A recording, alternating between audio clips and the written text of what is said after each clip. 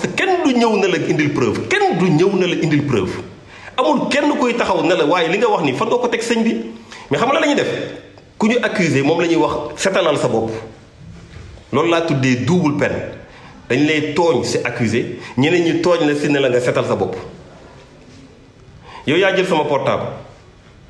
ñu ne waa léegi waneel ne jëloo portable bi nan laay wanee ne jëluma portable bi un fait négatif ne peut pas être justifié yow kay da nga war a wax yow nit ki am nga portable yaa wax mu jël portable bi da nga amoon ay caméra da nga ko gis mu jël ko da nga am seede wane ko loolu mooy présomption d'innocence mais doo ko def da ngay préférer dem na nit ki waa setalal sa bopp kii nag moom daa war a setal boppam waaw parce que lii ñu ko jiiñ moom dafa rëy moom dafa war a setal boppam moo tax fii ku ñu fi jiiñ dama lay yërëm ak ku mënti doon parce que ñi ngeen foog ne ñun suñuy adversaire ñun amuñu adversaire on n'a pas d'adversaire on n'a pas yàlla xam na ne yéenewuñ kenn lu bon billaahi wallaahi wa taalaahi yàlla xam na ko on n'a pas d'adversaire waaye nag duñu ay naafeq ça il n'en est pas question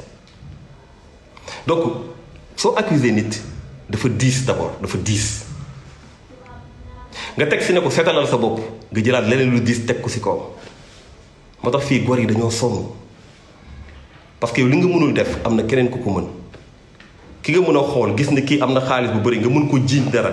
mu am jafe-jafe pour génn si nga ne non mënuma ko def parce que aw ma si firnde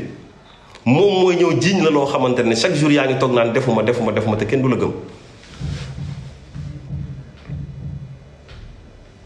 loolu mooy le véritable problème